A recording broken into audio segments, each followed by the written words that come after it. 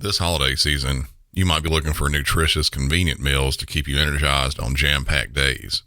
Factor, America's #1 ready-to-eat meal delivery service, can help you fuel up fast for breakfast, lunch, and dinner with chef-prepared, dietitian-approved, ready-to-eat meals delivered straight to your door.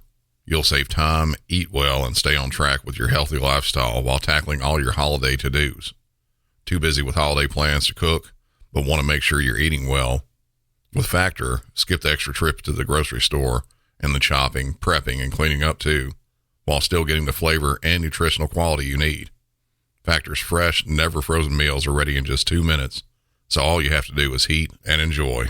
When you're too busy running around to plan lunch, Factor has you covered with lunch to go. Effortless, wholesome meals like grain bowls and salad toppers that are ready to eat when you're on the go, no microwave required. Head to factormeals.com/MC911pod50 and use code MC911pod50 to get 50% off. That's code MC911pod50 at factormeals.com/MC911pod50 to get 50% off. With HelloFresh, you get farm-fresh, pre-portioned ingredients and seasonal recipes delivered right to your doorstep. Skip trips to the grocery store and count on HelloFresh to make home cooking easy, fun, and affordable. That's why it's America's #1 meal kit. Whether your resolution is to save money, eat better, or stress less, HelloFresh is here to help you do all three. Say hello to your most delicious year yet with fresh ingredients and chef-crafted recipes at a price you'll like, delivered right to your door. So you've resolved to actually sit down and eat dinner around the table, but what do you do about those nights when your schedule is packed? Turn to HelloFresh's lineup of quick and easy meals, including their 15-minute recipes designed to help minimize mealtime stress. Every single meal I've had from HelloFresh has had easy-to-follow instructions, fresh ingredients, and when it's done, I feel like I'm out at my favorite restaurant. Go to HelloFresh.com/MC911free and use code MC911free for free breakfast for life. One breakfast item per box while subscription is active. That's free breakfast for life at HelloFresh.com/MC911free with code MC911free. My brother-in-law died suddenly, and now my sister and her kids have to sell their home. That's why I told my husband we could not put off getting life insurance any longer. An agent offered us a 10-year, $500,000 policy for nearly $50 a month. Then we called SelectQuote. SelectQuote found us identical coverage for only $19 a month, a savings of $369 a year. Whether you need a $500,000 policy or a $5 million policy, SelectQuote could save you more than 50% on term life insurance. For your free quote, go to SelectQuote.com. SelectQuote.com. That's SelectQuote.com. SelectQuote. We shop, you save. Full details on example policies at SelectQuote.com/commercials. Hey, y'all. A while back, just after releasing the episode called Johnny and Lisa, I got together with Bob Motta from the great podcast called Defense Diaries, and we talked about the case and some of the details about it. This is that chat that we had. We cover this case, and man, I'm telling you, every time we get to chatting, it just keeps going. We'll end up talking about a little bit of everything in it. All of our conversations are fun, and yes, we do keep on topic, but we almost always end up talking about other things too. That's what we did in this episode. The main focus is the Johnny and Lisa case, so if you haven't listened to that episode yet, go ahead and stop this one and go back and listen to it, and then come right back after, and you'll get some extra insight on it. I originally released this for Patreon a bit ago. If you're not over on Patreon, you can expect to have stuff like this and more. Just really good stuff, and I love getting on and talking cases with Bob. So without doing a solo version of what me and Bob do, I'll go ahead and play what I have. Y'all have a good one. All right, welcome back to the show, y'all. And we've got a good guest with us today, Bob Motta, which we've had on the show before, and we're going to talk about a pretty screwed up ass case. Yeah, it's a weird one, man. Like the fact pattern's really weird on it. And what's up, Brando? Good to hang again, man. Yeah. I always love hanging out with you, talking with you, all that kind of stuff. I mean, it's always a good time. Ditto. Same. Yeah, so you had kind of brought this case up to me. You're like, why don't we talk about this one? And I was like, yeah, I don't know much about it.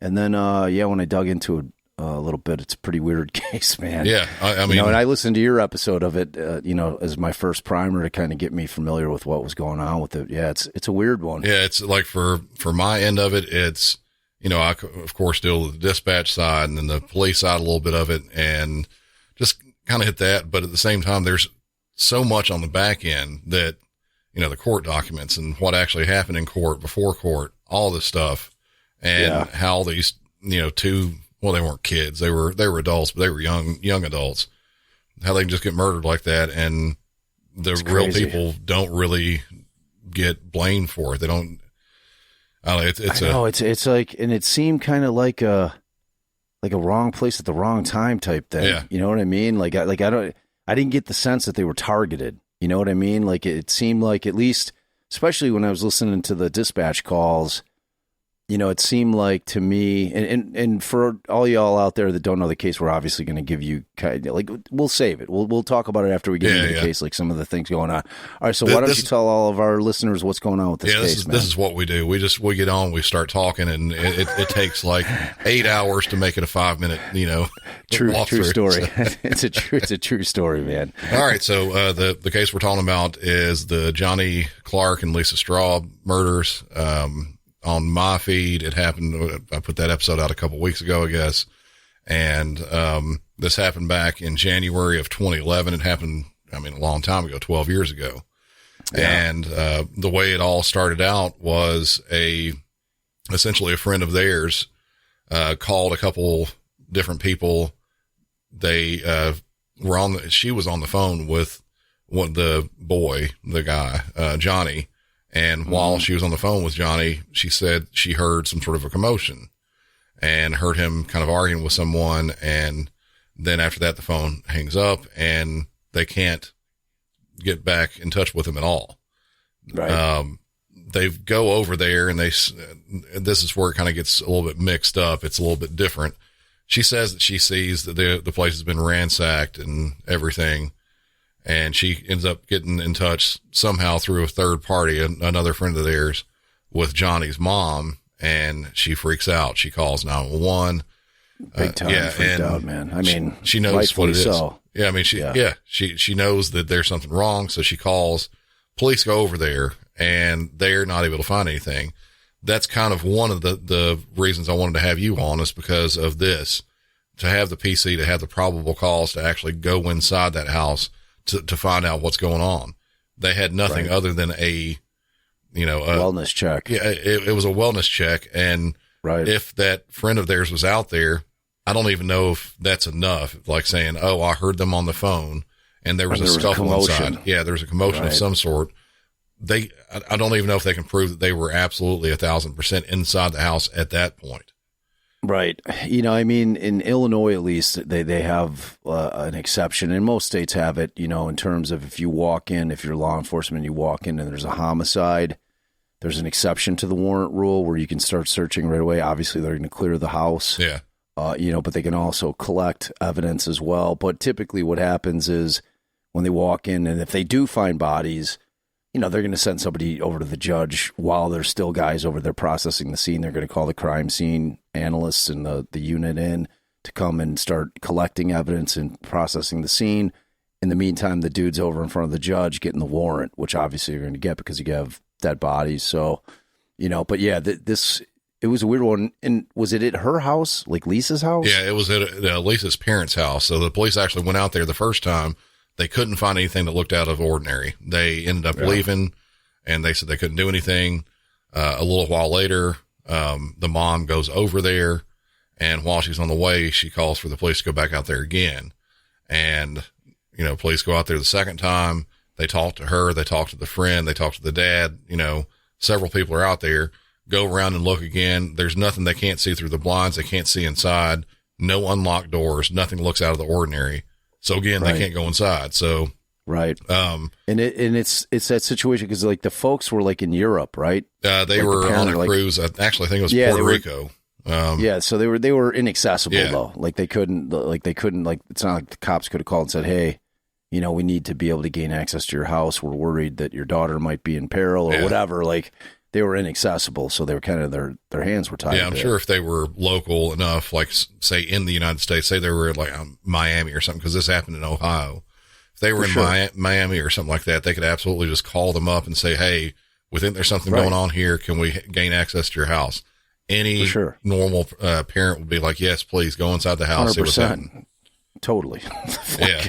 If it was my kid, I'd be like, "Yeah, dude, kick the door and get in there." Yeah, and that's kind of what happened with the police as they were leaving. One of the officers, he talks to the dad and says, "Look, as police, I can't go inside right now. I can't tell you to go inside, but as a dad, I would tell you to wait until I go and then kick the door down and go inside." Right. And that's kind of what happened. They they found like a little crease in one of the blinds in the back. They had to boost somebody up to actually look through it. And they saw some feet and some ransacked stuff in that, like laying down on the ground. And so they went around, kicked the door, and they went inside. And when they got there, they found both Johnny and Lisa with Lisa and Johnny both had their legs taped up with duct tape. And Johnny had his hands bound behind his back. Both of them had plastic bags over their heads, and it was wrapped up around their necks really tightly with duct tape. So, that's how they found them. They called police back to the scene again.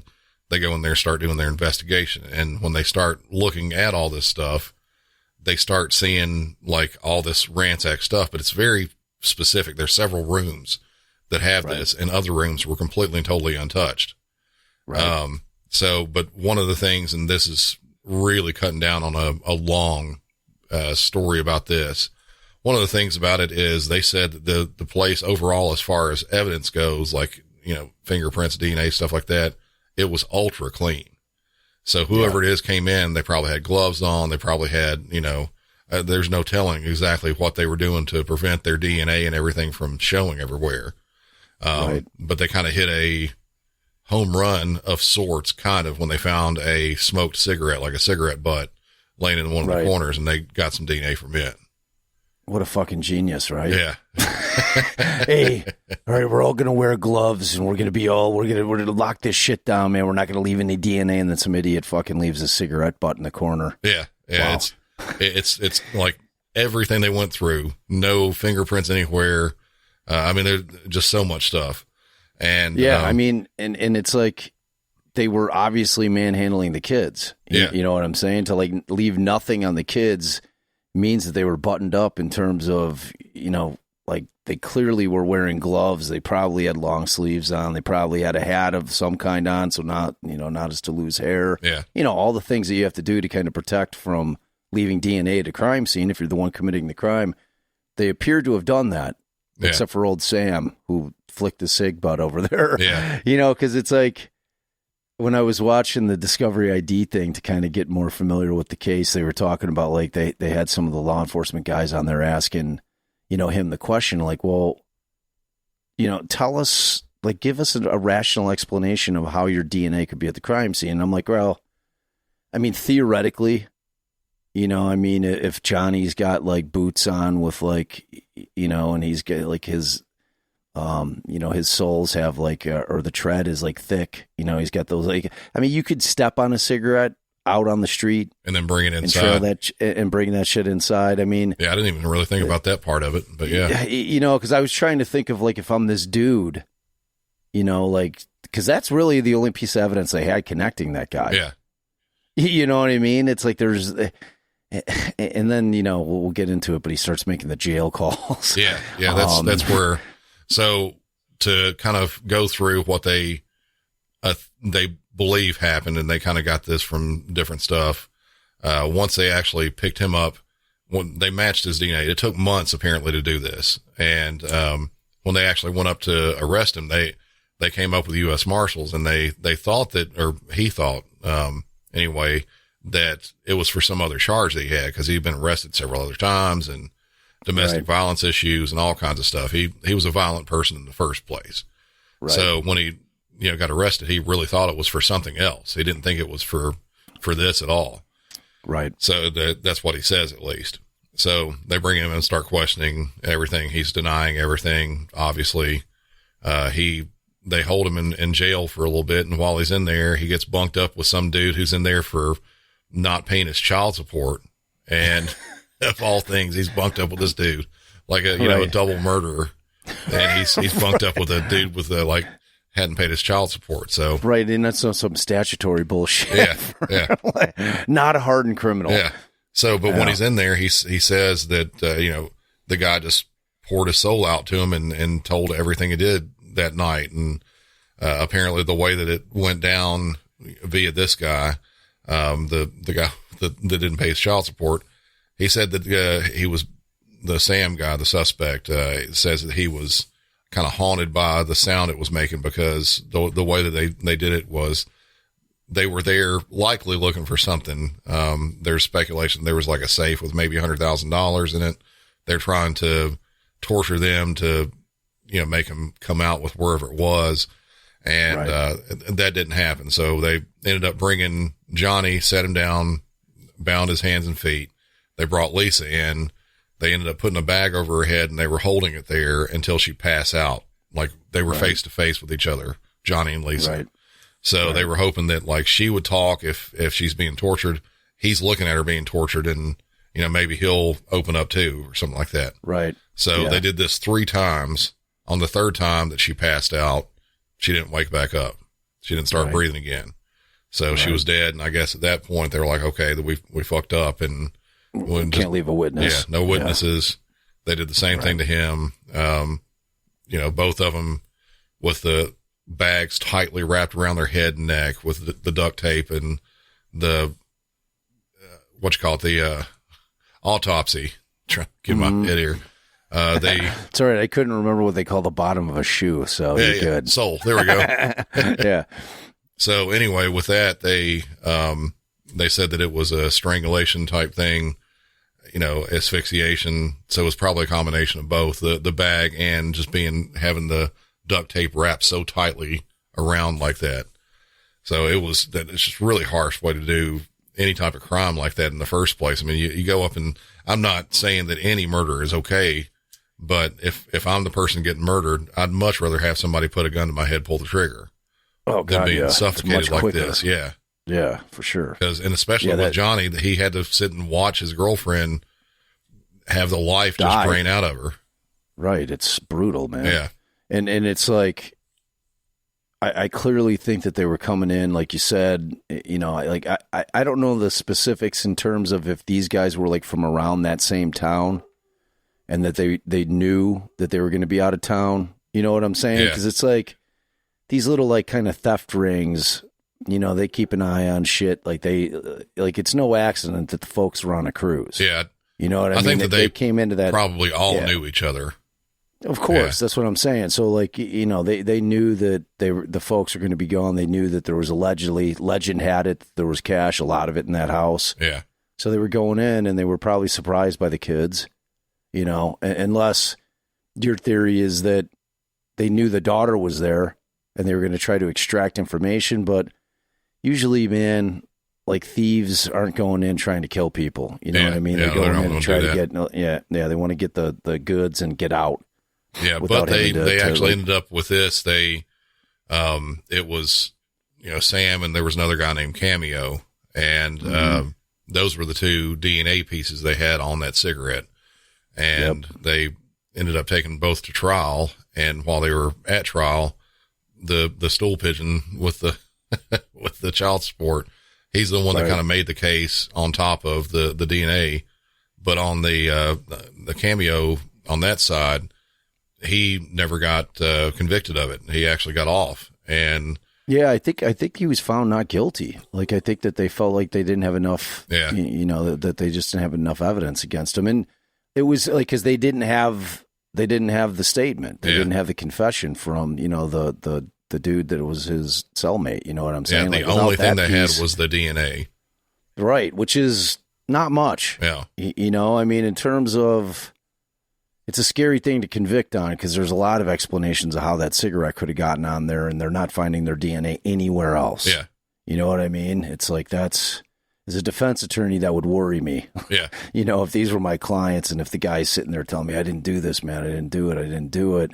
But then you think about the legitimacy of this rat, his cellmate. He doesn't really have a big motivation to lie. It's not like he's looking at a serious like prison bid, man. He's in there for, I don't know what the law is in Ohio, but like in Illinois, I think it's like 6 months max that they can keep you in jail on child support. Like where you haven't, because like we don't have debtor's prison in the United States. Like you can't typically go to jail for owing money. So like that, the child support is the one time where they can toss you in jail, and it's not.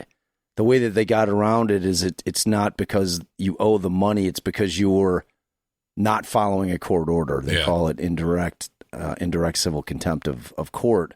So they hold you in there. And typically what they do, like in Illinois, on a case, if you got a dad who's got like 10, 15,000 behind in back support, they'll file what they call a rule to show cause. And that's to say, okay, you need to come in and tell the judge exactly why you're not following the court order. Is there a legitimate reason you're not paying support, or you're just like, forget it, man, I'm not paying support, So, and you have to prove your case. You have to prove up to the judge that there's a legitimate reason that you're just not willfully not paying the support because you're like, screw the courts. You know what I'm saying? Yeah. So, and then if the judge finds that he is in willful contempt for not paying the support, then he'll say, all right, here's the deal. I'm going to set like a purge amount. All right. I'm going to sentence you to X amount of days in the jail, or I'm going to just sentence you to Kane County Jail, which is a county that we're primarily in. But I'm going to stay it, meaning I'm not going to put you in right now. I'm going to stay it for 2 weeks. And if you can come up with $7,500, say they owe like 10 grand, I'm going to commute that. So like it's going to go away. You're not going to have to go in. So they give them an opportunity to come up with the money before they toss him in.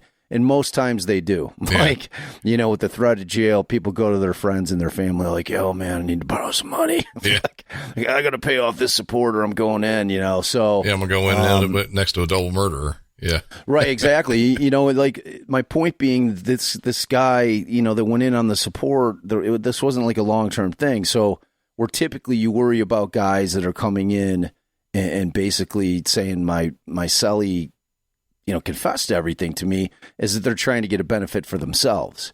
Yeah. Like that didn't really exist for this guy. You know what I mean? Like this guy, what is he sweating? Like, a couple months in jail and he's going to rat some innocent guy out and make this whole story up. It seems unlikely to me. Yeah. And that's, that actually is kind of a angle apparently the defense took on that, is that he was benefiting from it somehow, that he was going to, I think I'd have to look back at notes or article that I read. I'm sure about it was something. Yeah. It had to have been like that kind of argument. Yeah. Like he was looking, that this was going to get him out of jail. That he did them a solid. He closed this case for him. So, but like that's not a deal that the family court judge isn't going to give a shit about that. Yeah, like because you got family court judges and then you have like criminal court judges.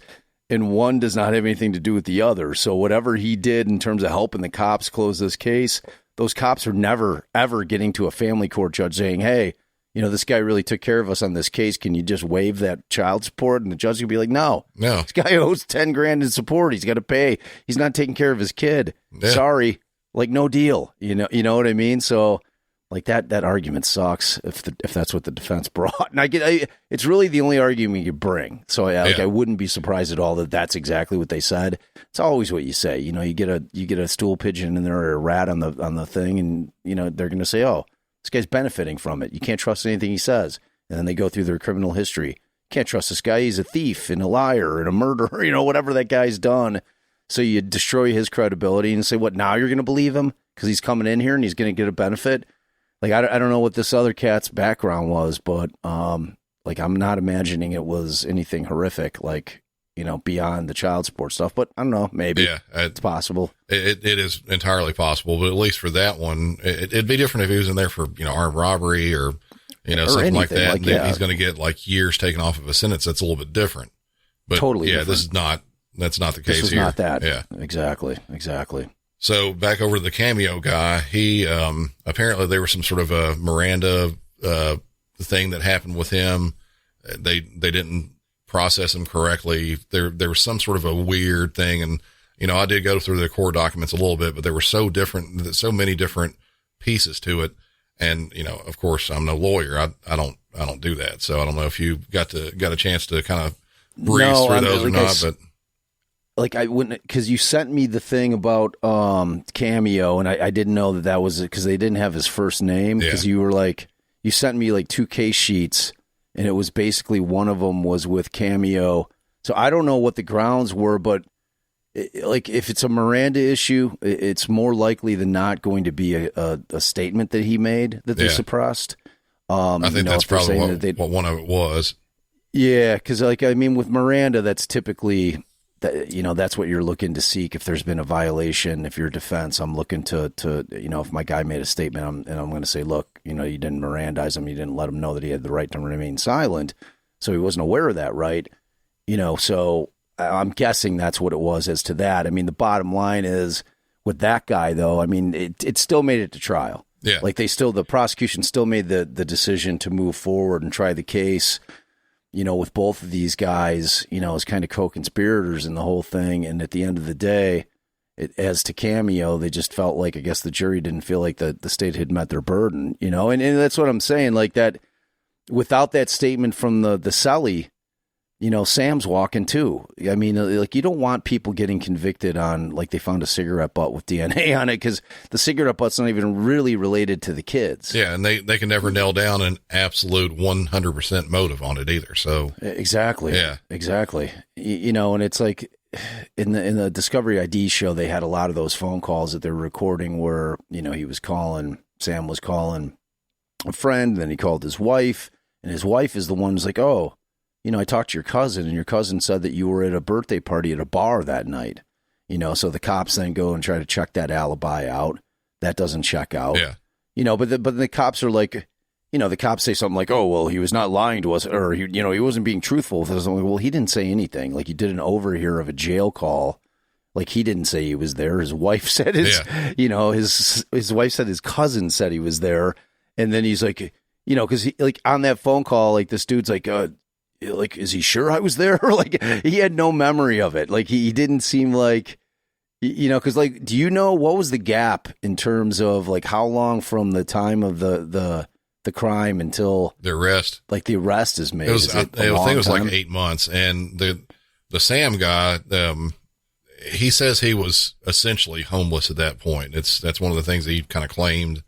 He said he was kind of bouncing around to different friends' houses and stuff like that. And he had, like I said, domestic violence type stuff in the past. And, I can't recall if it was him or the other guy that was, I think it was actually the other guy that was like married, but, I guess they theoretically could have both been married. I didn't look quite deep into on that show, on the Discovery ID, like they definitely said that he called his wife. So then like when you were saying that thing about him being homeless, I'm like, wait, the dude was like on a phone call with his wife. Yeah. It's probably split or something like that, or it could have happened. I guess, maybe they were apart when all that was happening. I don't know. Of course, at the same time, could have been his, trying to be an alibi, I guess, right. Just flat out saying, no, I don't remember where I was. And then there was a talk about him being at a bar watching the Pro Bowl that day. And, I don't know. None of it really matched up so well. Yeah, and they ended up ultimately at the end of the day, the cops went and tried to check out the alibi with respect to, whether or not the guy was at the bar. Yeah. Obviously bartenders are going to have a pretty good idea if somebody was there. Probably went and talked to the cousin. Cousin probably got nervous, like, yeah, man, maybe he wasn't there. I don't know. I'm not trying to get picked up on my own shit by making up a fake story for this guy. So, ultimately, he had no alibi, so it's like they couldn't really put him anywhere, in terms of him having a solid alibi, and they do at least have his DNA in the house. And then you have, this guy coming in where this guy's because the way they said it on the show was like, it was like a confessional, like that he was just spilling his guts, like every detail about it to the guy, and and the cops are going to know the details of the crime. Right. So like, there's no way that this guy's going to be able to come up with details if he has that many details, unless Sam told it to him. Yeah. And you know what I mean? That's like, one of the best points right there. He would have no way to know that. Out of whole cloth. No way to know. Exactly. Unless the guy's telling you. Yeah. Because there's going to be shit that's going to be in the paper, but the cops are smart enough not to put a majority of stuff in the paper. And that's one of the things that, I'm always talking about. Like, people are like, why don't they tell us what's going on? I'm like, because of that. Yeah. They can't have information out there. If they're still trying to make an arrest, they're not going to put any information out to the public other than what they like carefully comb through and decide, all right, this is something we want to disseminate, but they're doing it for a purpose. You know, they're doing it because they're trying to draw something out. Like they did the same thing with the Idaho 4 case, with the Bolo, with the car. Yeah. You know, like they already identified whose vehicle owned, the dude owned that Elantra, because like that was found out on November 29th. You know, and the Bolo doesn't come out until December 7th. And that was a nationwide Bolo. But that wasn't like they knew that nobody else was going to come forward because they knew who owned the car. They did that to see if he was going to come forward. Yeah.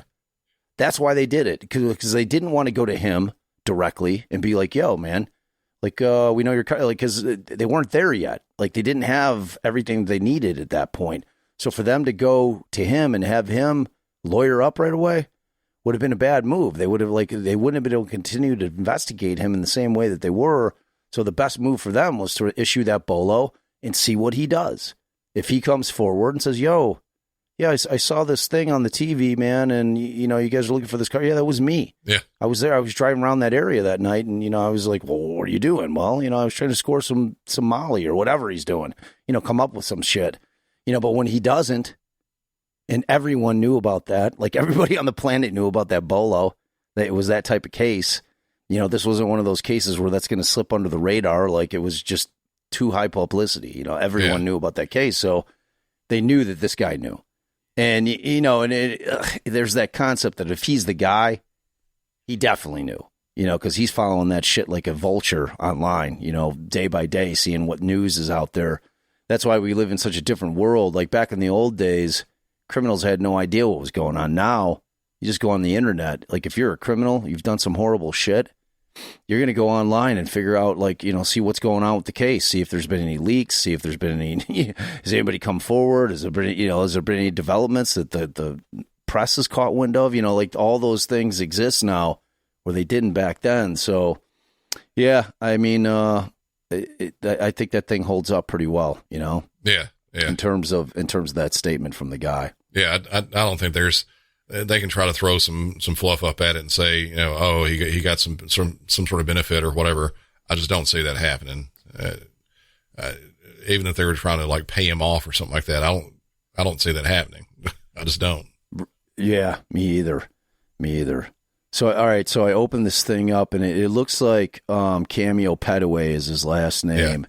That there were a few different issues. One of the ones, that seemed to weigh heavily on the court was the fact that Petaway's IQ was very, very low. Oh, see, I didn't know that. Yeah, it says that his IQ, like, I don't want to really say it because they worded it improperly. They called it mentally retarded, but like that's not the proper terminology in today's day and age. This was written like 12 years ago, this opinion. So they haven't caught up with the times. You know, but he had a very, very low IQ, which means that he didn't have the ability to understand when they gave him the Miranda waiver that he didn't know what he was reading. Yeah. So that's actually a good point right there. Yeah, that's exactly what the issue was. So by way of that, whatever statement he made got tossed. So that's what happened with him. Yeah. And there was a little bit of a conflict of interest with the judge, it looks like. Well, see, that's kind of the weird part about that too. Like, even with him having the low IQ and being classified like that, what he was, he's still, from everything I've read about, he's still a career criminal. He's been in several different fights with his girlfriend / wife, was sent away to prison for that for a little bit. And he's, as far as I know, he's currently in prison or in jail awaiting trial because he shot some dude. Right. So even though he got off from the murder of these two, you know, boyfriend, girlfriend, Johnny and Lisa, even though he got out from that, he's still sitting in prison and is probably going to just continue doing the same thing over and over again the rest of his life. Yeah. And he struck me as a bad dude. Oh yeah. Like they had like a couple of calls with him and just like sounding, you know, like the way that they were talking to each other. He's like, you know, you could tell they were career criminals, like the both of them. Oh, Sam wasn't a good dude either. Oh, like, not at all. No, you know what I mean? They were both pieces of shit. So like ultimately, but it doesn't necessarily make them murderers. Yeah. You know what I mean? And then like for justice for the kids, we obviously want the right people getting caught. You know, like I just, neither of those guys struck me as dudes that are like really bright. No. Like, you know what I'm saying? Like they didn't strike me as guys that are like, all right, dude, we got to like, we're going to get into this house and we got to be gloved up. You know, like we're not going to leave any DNA. We're not going to leave any trace type shit. And then they go in, turns out that the kids are at the house. They're taken by surprise. They got to figure out a way, are they running around to find the duct tape in the house? That's one of the other things too. Like apparently the parents of Lisa said that they didn't even have any duct tape in the house. So that's what I'm saying. So are they coming to that's weird. You know what I mean? So maybe they are expecting the daughter to be there for the purposes of giving him a combo to the safe. Yeah. Like she would know that. My kids don't know my safe combo. Yeah. Kidding me? My 16-year-old be all like, bzz, bzz, bzz, you know, stealing a hundo out of there. Yeah. What? What are you doing? So yeah, because I was thinking about that aspect of it, like with the duct tape type thing, man. I'm like, are you digging around their house while you're trying to control two kids from escaping? Or do you come with it? Which, if they came with it, would indicate that they knew that she was home at the very least. Yeah, they may not have known that he was going to be there, but they certainly knew that she would be there. And or at least like Johnny, for instance, he was actually a bigger guy. He was like, I think, like around 6 foot tall and around 200 stocky. pounds. Yeah. So they actually believed that there was more than just the two of them there. There was speculation of a third guy, and I can't recall what his name was, but they never could do anything. Like the limited amount of evidence they had against Sam and Cameo, they did not have anything on this other guy. They couldn't pin that dude. Yeah, they couldn't pin that down. And truth be told, if you look at this big of a guy, it could probably take more than 3. Yeah, for sure. Especially if the kid's like motivated. Yeah. Like if they don't have a piece, like if they don't have a gun and they're, it's not trained on the kid. Yeah, and that actually may have been the case, yeah. It could have been, but, it kind of goes to that point that you were making. It's like, that's a brutal way to kill somebody in terms of suffocation. And like, you're kind of, because you're like watching it happen. Yeah. And it's prolonged. You know what I mean? As the perpetrator even. And, like I said, just because they're thieves doesn't necessarily make them murderers unless it happens on necessity. It sounds like, if that was the case there, that they're trying to extract information out of, like, I'm curious as to whether or not they ever found the safe. Like, did they? No, and this is one of the things that's kind of up in the air. The one of the theories is the money, the $100,000, which hardly anyone, if you really think about it, would keep $100,000 inside of a safe inside their house. It's gonna be in a bank somewhere, unless they're doing something illegal. And the speculation was that Lisa's parents were drug dealers of some sort, possibly. It was never founded, so it may or may not have happened. They did find some, like when they're looking around for evidence, they found some seeds for marijuana there. And later on, this is well later on, like it seems like everybody connected with this, they were all touching drugs of some sort, some way. The 911 calls, and, if you wanted to listen to those, obviously check my episode about it out. The friend that was over there, I believe her name was Destiny or something along that lines. She actually said that she saw all the stuff ransacked and everything. So the parents, Johnny's parents, believe that she either had something to do with it, likely either had something to do with it, set it up, maybe something. I don't know exactly what it was, but they believe that she had something to do with it. And then years later, they created a plan and they were going to go and kill her. They went and followed her into a back alley, and the dad shot at her, nearly hit her in the head. Luckily she got away, but they actually both got arrested for that. And, Johnny's parents? Yeah, Johnny's parents did. Wow. Yeah. So it goes deep. And when, like, Johnny's dad, when they actually went to the house, his mom lied and said he's not there. And turns out he was hiding in the back bedroom. When they found him, they found some marijuana and some other paraphernalia on him. So there's there was drugs all around, depending on what form. I mean, it might be smoking weed Right. or something like that. I don't know, but it could have been way more than that. But in general, most people, legitimate people, don't keep $100,000 in the safe in their house. You No, not can, typically. but most people don't. Yeah, you can. Well, I mean, it better be like built in. Better not be like something you can just pick up and carry out of the spot. Yeah, you know what I mean? exactly. Somebody like might as well not have a safe then. Yeah, I mean that. I don't know if their theory's crazy. I mean, it definitely sounds like it was an inside job. Yeah. You know what I mean? Like I could completely see that Destiny chick. Is that what you said her name was? Destiny? Yeah, it was Destiny. I'm sitting here. Something like that. So, like that makes sense to me. You know, like she'd be the one in the know. Yeah. Like she'd be the one that could like give intel. Like, oh, yeah, like I'm over here. You know, let's pretend like in a world that these folks are dealers. Maybe it's not even cash they're going at. Maybe they have a stash. Yeah. You know, I mean, drug dealers like try to rip off, like other drug dealer stashes all the time, man. That's a thing. Like, Yeah. I mean, that's money. The only thing that It's the was same as stolen dope. from the house that they absolutely know about was $40 that was left for Lisa to buy pizza with while her parents were gone. It was in like a change jar. They put 220s in there. That was taken. There was some I think like Iraqi money in there somehow. Like I think they're called dinar maybe or something like that. That wasn't taken. There was jewelry there. That wasn't taken. I guess that's, jewelry obviously is going to be a little bit more traceable. Yeah, I mean, if they're going to go pawn it, man, Yeah. cops always go right to the pawn shops right away and try to figure out what's what with that. So, yeah, that doesn't, I don't think that they're nuts thinking that she was somehow involved and was the one that was given the information that, number one, that the parents were gone. Number two, that this is what you can get here.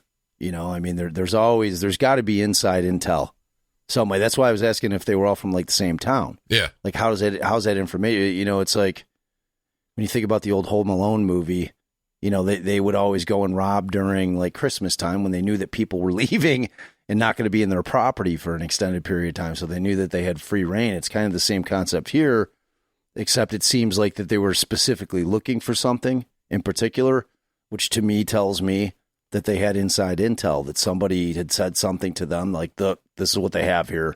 You can come get it. I just want my cut. Yeah. You know what I mean? That type of deal. Whoever it was that did this, it was, obviously, well, I want to say, obviously, it's most likely these two guys and maybe a third or a fourth. Right. They Could've went been a whole inside crew there of 'em. and they went to specific rooms and they turned mattresses over. They were looking in dresser drawers and dumping them out all over the place. And then other rooms completely untouched. Yeah. So they were specifically looking for a specific Definitely. place.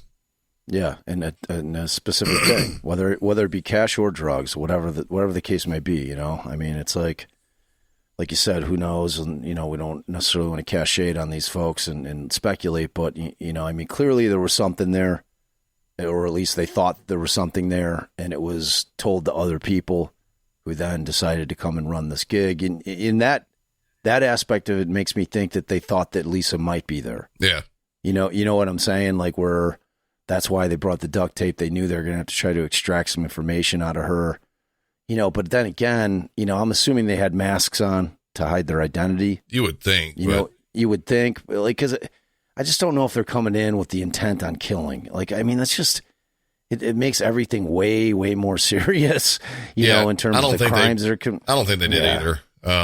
Yeah, I think it was a robbery went bad. Yeah. And like they weren't expecting Johnny to be there. And that was an X factor. And, then it turns into a horrific double homicide. They don't find shit. Yeah. It's like it was a bad job all around. Yeah, kill two people for $40 essentially. I mean, wow. Yeah. It's brutal. It's hard shit. Yeah.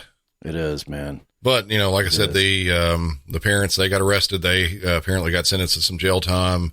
Nothing happened with this. I keep saying Destiny. I'm horrible with names like that. I get them mixed up. So am I, especially when I've never read them. Yeah, I guess so. Yeah. Like, I have no idea what her name is. So I'm just going with, I mean, Destiny sounds good to me. Yeah, that works. I mean, yeah. But yeah, it sounds as good. Nothing really happened with her from what I can tell. And, the two guys that likely did this, they're still in jail, for different reasons. And then this third one or fourth one, I mean, they're still out on the streets more likely, walking around free to go.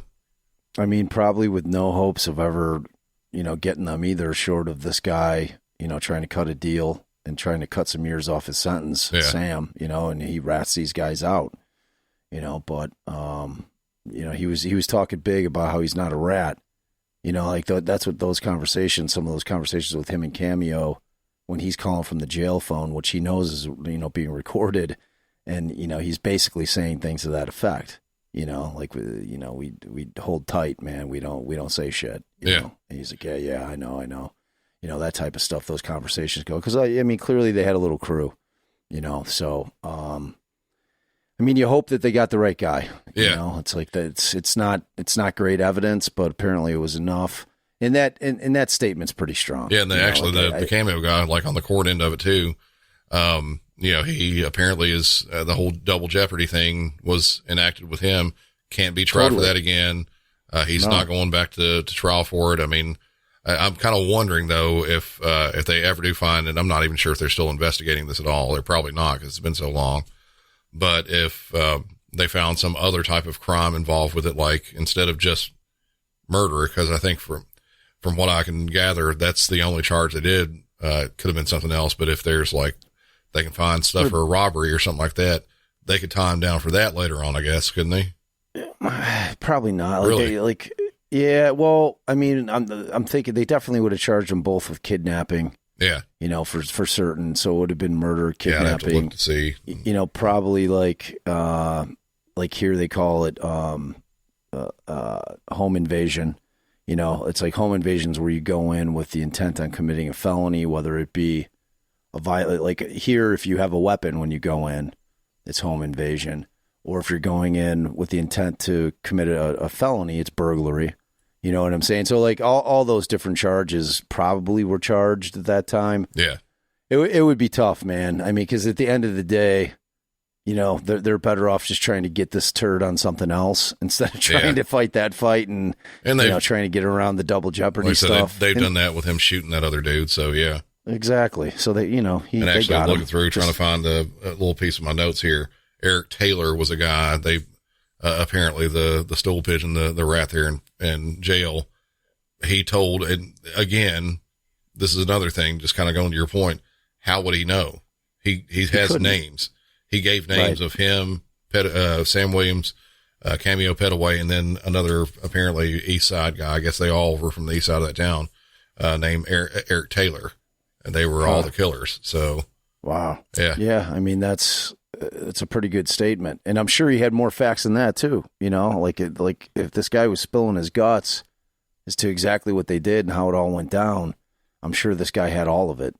Which makes it a very powerful statement. Like it survives the stink test big time, Actually, I'm looking through this and I don't know what truth there is to this piece here, because I'm looking at a different article here. It actually says that they learned that the guy's name is Eric Yingling, the guy that was in jail with him. They said that he was paid thousands of dollars after he testified against Williams, but it doesn't say by who. So I don't know if there's any truth to that or not. Who's saying that? Now somebody's saying this guy got paid off thousands of dollars. Yeah, this news article I'm looking at. It sounds like some defense lawyer shit there. Oh, this guy got $3,000 payment for making the statement. Yeah. So that's what they came at him with, that this guy got paid off. He got somehow he got out of jail on his, being held on his child support because he came up somehow miraculously with the exact amount that he needed to pay to get purged out. Yeah. Is probably what the argument was. Like, he had to pay like $3,500 to get out, and somehow he came up with it while he's in jail, and somehow he comes up with it. But still, it doesn't take away the fact that the guy knew details that he wouldn't know otherwise unless this guy said something to him. Exactly. I mean, I guess, you know what I mean? Theoretically, they could say that he was fed that information, but there was too many very intricate details. Like the thing that stood out to him, they actually said, was that Sam was haunted. He says he was haunted by the sound that the bag was making as Lisa was breathing, trying to breathe inside of it. Sucking plastic into like bag, what's going on. Yeah, that would be brutal, man. That would be brutal. Which kind of goes to show, I mean, the Sam probably wasn't like a murderer. Like it wasn't his real gig, like this, like if he's haunted, at least he has a conscience. Yeah. You know what I'm saying? At least to some extent. But yeah, I mean, I guess I didn't really think of that fact. I guess one way that he could have gotten the information is the cops could have easily taken that guy out of his cell and said, look, we need your help on this thing. You know, we'll make sure that you get taken care of on this support thing. Yeah. And, you know, we're going to give you some details. You're going to have to come out. Like, it would have to come from the cops. Absolutely. It would have had to, if not from Sam. Yeah. If not from the dude. Yeah. Yeah. So, but, you know, in a case like that, where they don't have the strongest evidence, it's possible. You know, I mean, it's possible the cops came at him and said, look, you know, you're his cellie. I mean, we know they do that. Like, I know that they plant guys in jail that are actually cops all the time to try to get jailhouse confessions. So, I mean, it's certainly something that happens. Like going to where the cops are pulling him out and having him sit with the warden, you know, or whoever's running the county jail and saying, look, you know, these officers need to talk to you for a minute. And then they leave him in the room with the cops. And the cops are like, look, you know, we know you're sitting here on this bullshit and you want to sit in here for 6 months, or you can help us out.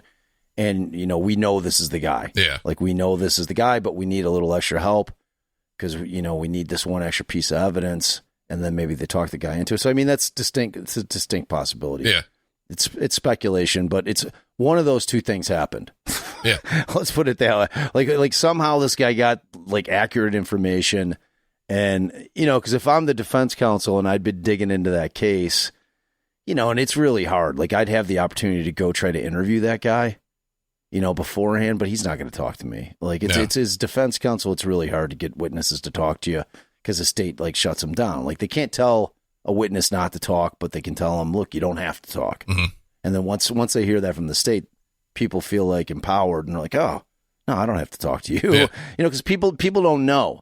Like, you know what I mean? It's like if people aren't told that they don't have to talk, they think that they have to. Anytime, like, law enforcement or a criminal case is involved and somebody says a lawyer's calling you, you think that you're obligated to talk about it, and the reality is you're not, like, ever. You know what I'm saying? Even if you're a witness, you have no obligation to talk about it. Like, they can't force you to talk about things. So, yeah, I don't know. But I would have definitely been digging in and trying to see, like, if this guy had been taken. Like, I would have been going to my client and been like, yo, I need you to think about this hard. Like, do you ever remember, like, that guy getting, like, like the guards coming down and say, yo, you know, we need you for a while. And then they take him out of your cell. Do you remember that happening? Like, in order to try to kind of rebut the fact that they're saying that he confessed to it, like, you've got to try to build it like that, because you're not going to be able to get the information from the police or the jail in terms of whether or not the guy, like, was pulled out of his cell and went to go talk to the, you know, the investigators on the homicide. You know, I mean, yeah, it's interesting though. Whatever the case may be. I mean, I just hope he's the right guy, because it's not much evidence. It just seems like there's too many boxes that have been checked, you know, that seem like, plus the fact that there's nobody else. They had this other dude, Eric Taylor, apparently, and the police said they never really found enough evidence. You know, he wasn't like a strong suspect, that type thing. So even if they thought he was in there, they couldn't pin it down on him. But they could have, if they were just looking for someone to take the fall for it, could have found anybody. You know, they could have totally, but they didn't. You know, they found people with a connection that, you know. Well, they at least had the SIG with the DNA. Yeah. Like, that was the connection. You know, but this girl's the X factor. Like, if they could find, like, this girl who the family felt was the one who put these guys in the know in terms of what was in that house or potentially in that house, you know, and they're squeezing her hard to try to figure out, like, I'm talking about law enforcement being like, they actually did. There was about a half-hour interview, and it's able to be viewed on YouTube even, the entire thing. They questioned her all kinds of different ways, and her story does kind of change a little bit. I mean, I do have a feeling that she had at least a small piece of this, but it was never enough that they could absolutely tie it down. Well, were they able to at least make that she had a connection or knowledge of these guys, like that she knew them? Oh yeah. They were apparently, friends of some sort. And there was a bunch of back and forth stuff. Like, you know, even Johnny and Lisa, as much as everybody sees, they're like all their smiling faces on the pictures and stuff like that. They were kind of underhanded as well. They there's apparently two different stories where one of them like bought a dog from somebody and only paid them half the money and never paid the rest. Same thing with a car that was bought for like $1,500, only paid $750, never did pay back the rest. There's a lot of stuff. Johnny himself, he apparently, before all this happened, his dream was to become a barber. Apparently he wanted to open up his own barber shop and he was going to school for it. But there's a reason he was doing that, not going to college or something, because he apparently, like, it was an armed robbery he did against some guy. So, I mean, all of them were dirty in a little way. Yeah. So they all had a little bit of dirt in the past. All right. Yeah. I mean, so that kind of makes sense. I mean, theoretically, it doesn't make it okay. Right. It 100% doesn't make it okay. But in terms of like the way that it ended up with Johnny and Lisa, even if they knew this crew to some extent, like it wasn't like it was an inside job like that, because then why are they ending up dead? Yeah.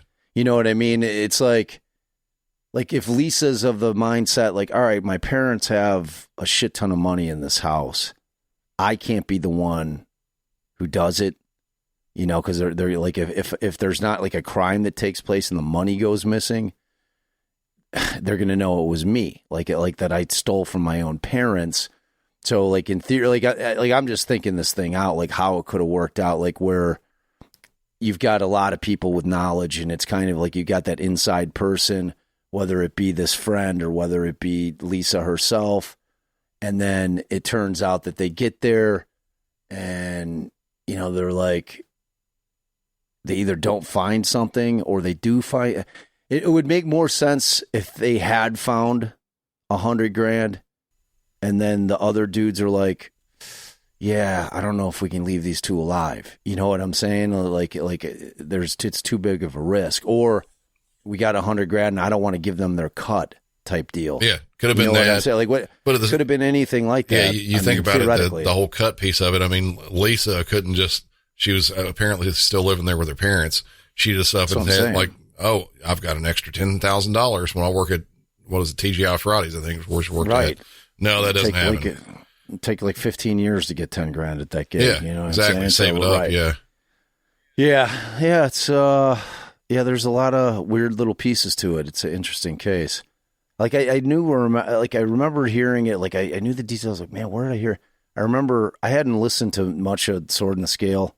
Like I think one of the few episodes I've ever listened to was actually this case. Oh, okay. Like that's why I rang a bell, because I think that he did an episode of it, because I remember the part about the mom freaking out and screaming that like she knew that the kids were in that house. Yeah.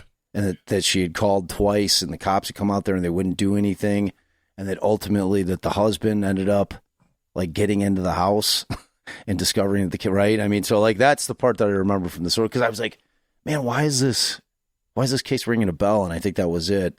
And I had listened to it like a year ago. Yeah. Like I was walking my dog or something like that.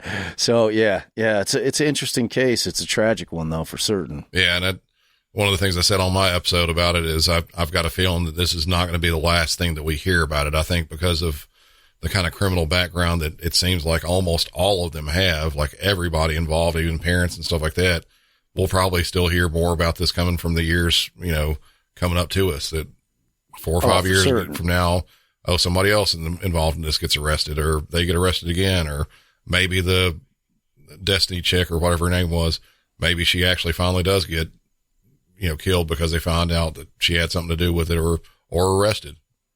Right. Yeah. I mean, if I'm the family, like trying to kill her, it's probably not what I'm trying to do. I'm probably trying to extract information from her.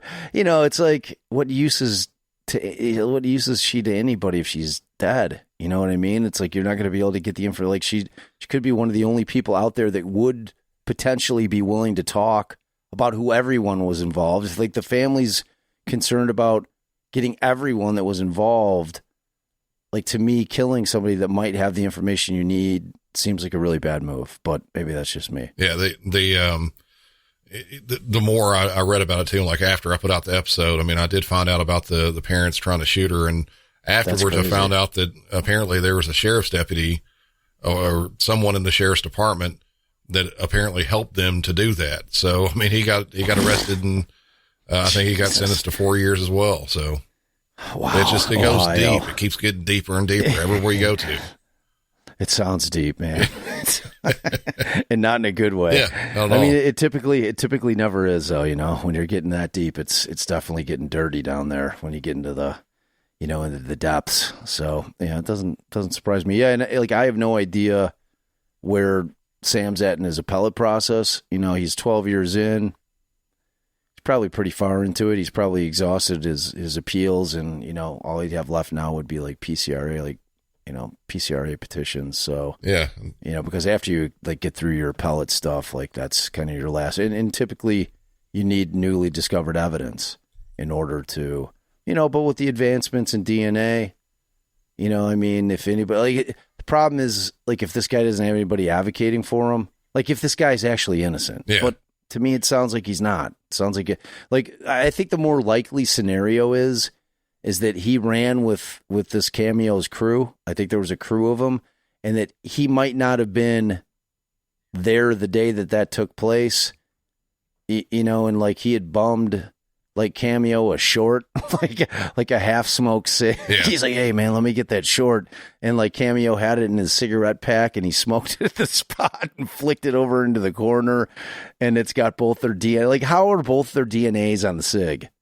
Yeah, that's one of the things. And it actually kind of goes back to the whole, him saying that he was homeless or whatever like that. But at the same time, he says that he was homeless, living in different people's places.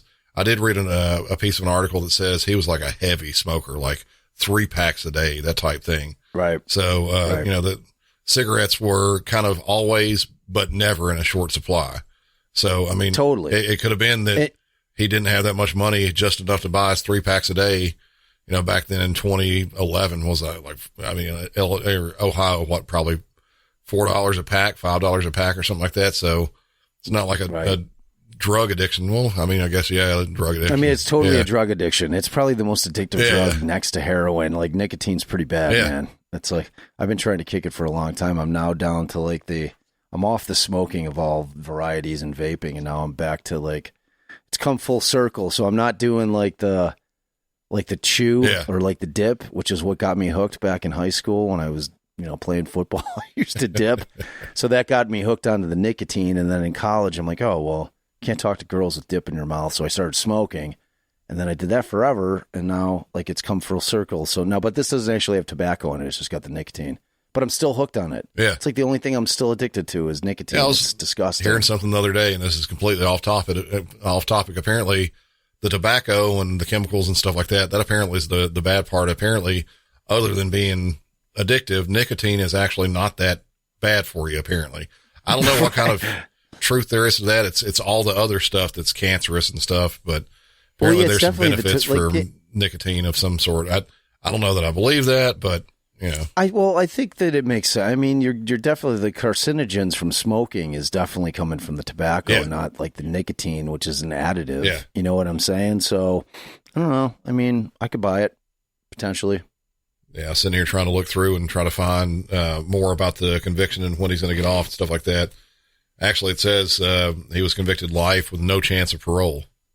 Yeah, I mean, that's what I'm saying. Like, his only shot is if, like, they come up with more evidence. Like, if they somehow, you know, and that's what I was kind of getting into. Like, if he had somebody fighting for him, like, if he could get, like, if he's like, look, I didn't do this, and he got an Innocence Project to say, all right, we'll look at it, we believe you, and they start digging in, and then, you know, they're fighting to get, like, that's what I was saying, like, DNA has advanced so much now as to what it was in 2012. Yeah. You know, and to me, the fact on how these poor kids were killed was so violent, and there was just so much hands-on. You know what I'm saying? This isn't like a gun, you know, like where they're shot from a distance, or even if it's a contact wound to the head or whatever.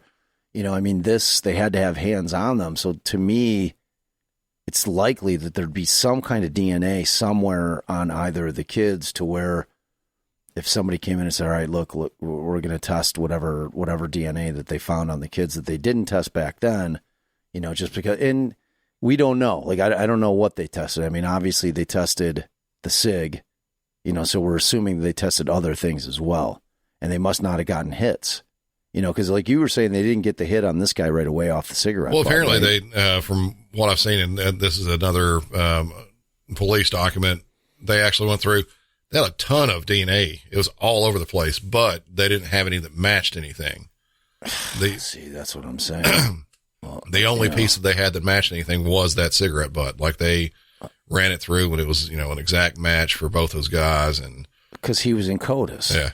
Right. So, yeah, that's what I mean, man. There's a ton of DNA. Yeah. And I was just seeing here that apparently it says that he was charged 3 times, the Williams guy, 3 times for domestic violence. And I'm reading this from WTOL. 2006, he was found guilty of threatening to kill the victim. 2007, he's involved in a fight and charged with felonious assault after punching a man. 2010, he was found guilty of pushing his ex-wife to the ground and biting her wrist. And in 2011, before his arrest for the murder, he was found guilty of going to his ex-wife's place, kicking in the door, and then threatening to send the woman in his car. Apparently, he had somebody in his car to go inside and beat her up. Wow. So, yeah, he was a violent guy, but not necessarily a murderer. Yeah, he's done an interview from prison since then and says that he was a pimp, a drug dealer, but he was never a killer. Yeah. I mean, he might be telling the truth. Maybe. I don't know. Too many things just going to line up, I believe. I know if he was a better guy, I might go down there and fight for him, but he sounds like he was kind of a turd. Yeah, so it absolutely was. Yeah. I'll let him sit in there. I'm not going to waste my time on that guy. I don't think I would either. Yeah. All right. Good. You got me off that ledge. Thank you. Yeah. I'm glad I could help out with it. Appreciate it. All right. Well, I think we've done about an hour here, so that's a good little chat back and forth on this. And I think it's good. Yeah. If you want more information about it, there's 1,000 different places out there to do it. Of course, listen to my episode about it. And you're going to put this on, I believe you said the docket. So, Music City 911 listeners, head over there, listen to the docket. This is good stuff.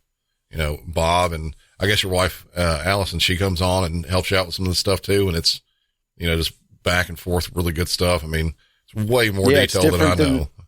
Yeah. It's different than the serialized stuff, cause that's just me, it's great too. It's scripted. It's different. Yeah. It's like there you get kind of more of this thing where you got couple people chatting, and Allison, who's my wife and also my law partner. So, she tried cases with me for a long time. So we definitely bring something different to the table, and people seem to really, really dig it, and it was cool. It was cool for us to do it, cause we dug into that Vallow case pretty hard with it. And it's, but we cover all the breaking news type stuff, but we do it from kind of the lawyer's angle. Yeah. So it's interesting. Yeah. And we enjoy doing it. Same way I do it with mine. I like hitting on the breaking news stuff when the 911 calls are available. I try to get on those when get on when the iron's still hot, that type thing. Yeah. And 100%. And for all my people, I love Brandon, I love Music City 911. It's a great show. I mean, I don't listen personally to a ton of pods, but Brandon's is one of them that I do. And I know that my listeners in the past, last time we did a collab, I turned a bunch of people onto your stuff and they all loved it like I knew they would. It's compelling stuff, man. It's like I've said before, it's super fascinating. It's like we talked about it a little bit last time, you're dealing with like that moment in people's lives where shit's about as real as you can get. You know what I mean? Like, especially if it's like a real crisis situation and shit's gone down, man, you're just never going to get a realer moment than that. It's as intense as you can get, and you're dealing it with on the front end. So and you're dealing with the cleanup in the courtroom and then at the tail end of it. Yeah, exactly. So we got the front and the back covered, brother. You know what I mean? Yeah. And I've read a couple different places. I can't recall if it was on my group or on your discussion group, but, we're the deep voice guys of true crime. So we're the gravel guys. Yeah, gravel guys. There you go. We got those gravelly voices. There's another T-shirt for you right there. You goddamn right. Yeah, dude, I love this. But yeah, everybody, all my people, immediately go subscribe to Brando's stuff. It's great. Music City 911 is the bomb. I guarantee you'll love it. It's super addictive. Like once you listen to one, you're ripping through like 6 of them right away. Yes. And then you're going through trying to pick like, what do I, because he'll tell you the kind of stuff that he's like every episode. He'll be like, all right, we're going to deal with this type of situation, like different types of calls that come in. It's all not just like grisly murders. He's got all kinds of stuff in there from like the entire gamut. So it's super fascinating, and it's like really inside dope stuff. So you guys will totally dig it. And if you haven't already done it, do it now. Yeah, same thing on my end, Music City 911 listeners, Defense Diaries, The Docket. And now just about watch any type of TV because Bob's on it now. He's hitting everything. I mean, Law and Crime Network, Court TV. I mean, just all over the place. Check out his TikTok is blowing up. Definitely go over to Defense Diaries TikTok if you haven't done that already. Really good stuff on there. Yeah, it's tiring though, man. It's like I'm burning the candle at both ends though, you know, trying to put all this content out there, you know. It's like, if you guys don't know, Brandon still works full time, man, and then spends a massive, like, I can't tell you guys how hard it is to put these podcasts together. Like, if you think we're just sitting there and like an idea pops in our head and we decide to stroll down into our little studios and record an hour and then just bloop, it's on the, no, that's not at all what it's like. It's way more work than that. He's working a full-time gig, being a family man and trying to make the podcast and having it be as good as it is. You know, like, y'all need to understand how much work we put into these things. So we always love when you guys give us the love in our groups and online. It means everything to both of us. So, you know, keep doing that. Make sure if you guys love our pods, give us those reviews. Like, all that little stuff that you guys might not think means much, it's the opposite. It means a huge amount to us, and it really helps spread the show, you know, the show out there to the world, because that's always our biggest battle, you know, getting the name of the show out to the peoples. Yeah, we have the best show in the world, but if nobody's listening, nobody knows about it. That's right. If a tree falls in the forest, nobody's there. Does it make a sound? Yeah. You know what I mean? Yeah. So, all right, dude, it's been awesome. I'm sure we'll be doing a lot more of these. You know, we always love to hang. Oh, yeah. But, yeah, all my folks, make sure you go to Brando, and you'll love his stuff. And, you know, as far as I go, like I always say to my people, without y'all, I'd just be an old man talking about an old case. That's pretty good. Talk at you next time. Yeah. That's my end. That's my end thing. So. All right. Yeah. And mine's always, y'all have a good one. So, you know, yep. Y'all have a good one. All right. All right. All right. See you. Take care, brother. See ya.